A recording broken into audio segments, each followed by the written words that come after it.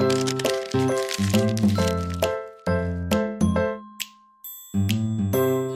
guys, this is Thunder E from Booredatwork, and today we're taking a look at Nokia's 2013 collection of smartphones. The funny thing is, about a year ago, we thought Nokia was probably going to get out of the business of making smartphones, or at least some people wanted them to switch to Android powered smartphones. And in the course of a year, they've come out with devices that really have changed the way we look at Nokia as a company, and as well as also what they've done to innovate within the smartphone arena. Now, as starting 2014, Nokia will be part of Microsoft, and we'll definitely see a lot of that innovation transfer over to Microsoft and its new offerings of smartphones. We know the Lumia line will continue, but today we wanted to focus on what they've done in the past year. Now, in front of me, we're looking at 4 devices that have been key to Nokia's transition this year. First off, starting on my left, is the Nokia Lumia 520 or 521, depending on AT&T or T-Mobile. Right next to that is the Lumia 925, which is available on T-Mobile and AT&T. And of course, the behemoth 41 megapixel Nokia Lumia 1020, available on the AT&T network. And of course, we have the massive 1520 with a 6-inch 1080p display on the AT&T network. Now, the reasons why I wanted to show you guys all these devices is because they have done something in every single aspect of the smartphone market that has changed things within that market, be it price, be it display, be it size, be it camera. They've done something in every aspect with one of these devices to actually change things, and these devices have come in a quarterly fashion. So let's take a look at one of the first devices to actually make Nokia's big push within the market this year was the Lumia 520. So the 520 here is a 4-inch device that's available on the AT&T T-Mobile network. Now, what's really unique about this device is its price point. When it launched at a $120 price point, and currently now you can pick it up for either $59 in AT&T or about $89 in T-Mobile, which makes it pretty much the cheapest smartphone you can get without a contract. Yes, you can pick this up without a contract for both carriers, and also I believe a few other smaller networks do have this device available. And now it comes with a Snapdragon S4 processor, dual-core processor. You do have 512 megs of RAM. You do have a 5 megapixel camera in the rear. Now, this comes with 8 gigabytes of storage, but it's expandable with the removable back cover. Let's see, I can actually do that here for you. So you can actually expand the storage here to up to 64 gigabytes. It's got a replaceable battery. Now, you still get the full Windows Phone 8 functionality of this device, which means you can download and use all the applications you want to. And this gives you a very robust Windows 8 software offering. So even though it's got slightly lower specs than you'd expect, you still have a fully functioning phone for a very cheap price. And Nokia was pretty much one of the first companies to actually attack that low price point with the 520, and this has done them tremendous wonders, especially in market share in Europe, Southeast Asia, and also even in the US. And thus has caused a response from Motorola, who's owned by Google, to release the device known as the Moto G, which is another low-end device in that market space. So the 520 really has done a fantastic job in basically pushing highest specs to a lower price range, and also dropping price, so for consumers can actually pick up a smartphone for a very cheap, affordable price. Now the 520 launched in about, I think, in May, and really hit the market in stride, and you can see it's really done wonders for Nokia in terms of market share. The next device is the Lumia 925. Now, the 925 is a variant from the 920 series, but what makes this unique is pretty much, I would say, that probably one of the best designed smartphones of the year, and also taking the 920 family into a more refined look. So the 920, of course, launched last September, and we did have the 928 on Verizon, but the 925, which came out on T-Mobile, was one of the first Nokia devices in the Lumia line to have the polycarbonate and aluminum build together. It's a very thin device, as you can see here, and it's got a very flush build. It's got a nice, lovely 720p display, and What was really interesting about the device was, one, it had pretty much one of the best just builds, and two, it also had probably one of the best cameras still this year. Now we know the camera king is right there with the 1020, but the 925 brought Nokia's camera to a new level with 6 lenses and also a better camera app, or it's the Pro camera app, which we'll see has been updated as we moved along. So this is a very nice device. Also brought in a dual flash feature to the Lumia line, and also brought us to the external wireless charging. So this is where we actually change from one feature to another. Pretty much, I still think this is probably the best designed smartphone of the year. It's thin, it's slick, it's also got a very nice, comfortable feel to it. And I think a lot of users really appreciated this. And you can pick this up for about $100 or less now on T-Mobile as well as the AT&T network.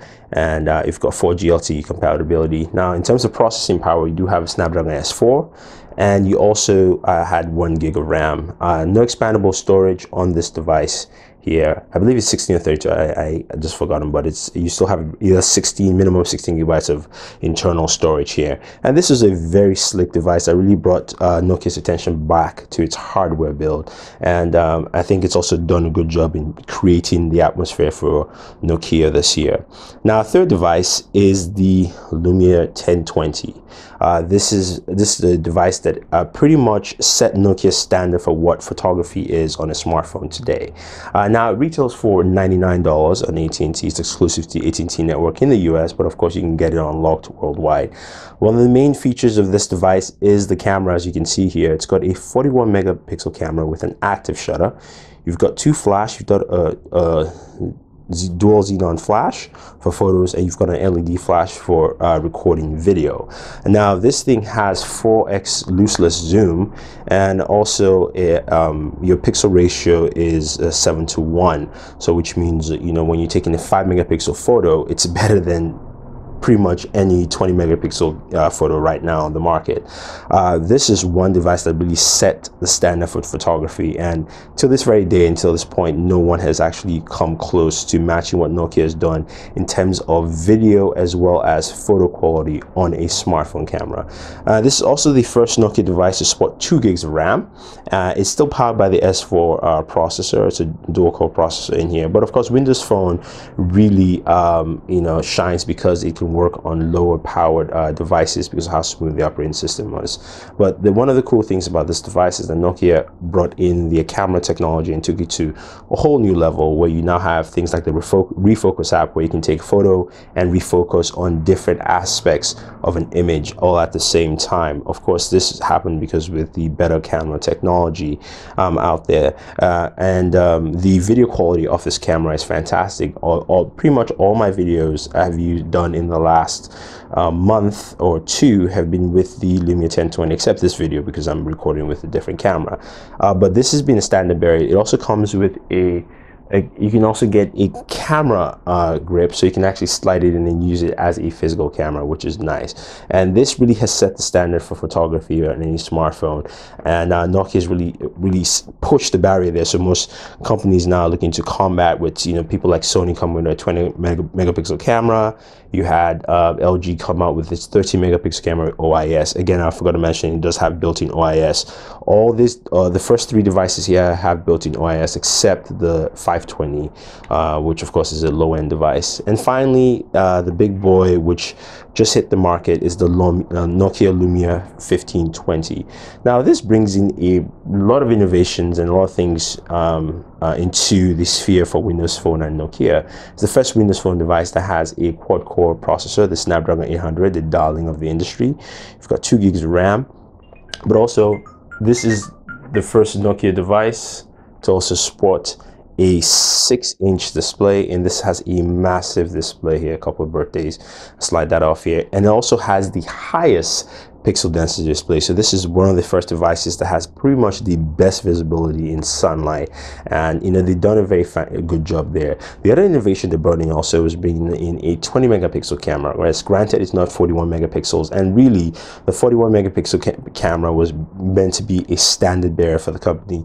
This really takes it down to more of the consumer level, if you will, where people will have some practicality to what megapixels can be on the smartphone at 20 megapixels. And this camera does take some very, very good photos, and also does a fantastic job there in terms of low lights visibility as well as videos.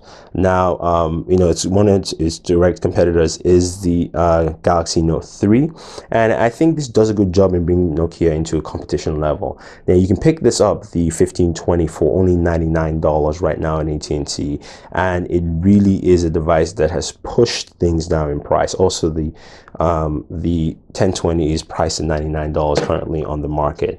So you can clearly see Nokia has done a lot to innovate within the space, and also actually has changed things in the smartphone arena. But before we even continue there are two other devices I wanted to spotlight. Devices like the 720 and the 625. So the 720 really is a mid-range device unlocked for the international market. Price range is around $250 or so, and this brings sort of like a middle range device between the 520 and the 925, where you have some of the Lumia styling from the 925 in terms of design, and things like the Carl Zeiss optics in there, but also you do have the pricing and affordability of something like close to the 520. That's what the 720 brings. It's a lovely looking device, and it actually kind of reminds me of the Nokia N9, which is a very solid device in build. You also have the 625, which was their first attempt into a larger screen display, so it's 4.7 inches instead of the standard 4.5 they've had for a while, and it's got a removable battery backplate, expandable storage here with this device, and it's really just a larger version of what you would find either with the 720 or the 520. So overall, Nokia has brought a lot to the table in 2013. You know, we've seen improvements in design, we've seen improvements in camera, also battery life. I forgot to mention the 1520 pretty much lasts for about 26 hours on full use, so you can get a lot of battery life off that. We've seen also just improvement in pricing structure for consumers. You know, right now all these devices, you can get them for nothing more than $100, either on contract or off. So the 520 is available for less than $100 off contract on AT&T or T-Mobile. Then the 925 also under $100. The 1020 also under $100, and the 1520 is $100. So you do have distinct devices that actually are priced quite effectively for the consumer. Now, hopefully we see things change with Windows Phone, with, you know, improvements in the operating system. But I think Nokia has done a very good job in actually creating devices that consumers will definitely want to pick up because of the style, the functionality, and some of the features they've actually packed into the device. And not also forgetting a lot of the Nokia software that's been packed in. You have things like the Refocus app, Nokia, the camera app.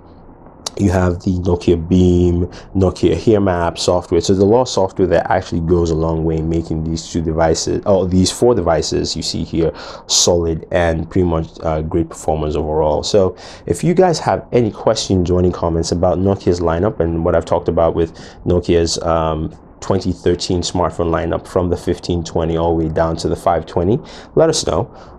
Don't forget to subscribe to all our pages. We have a new channel, Board Gamers, which is a gaming channel, and we have a lot of gaming videos there for you, unboxings and giveaways, so definitely subscribe to that. And also subscribe to Booredatwork. Please like this video, share this video, and favorite this video. This is Thunder E saying thank you, and always enjoy your entertainment.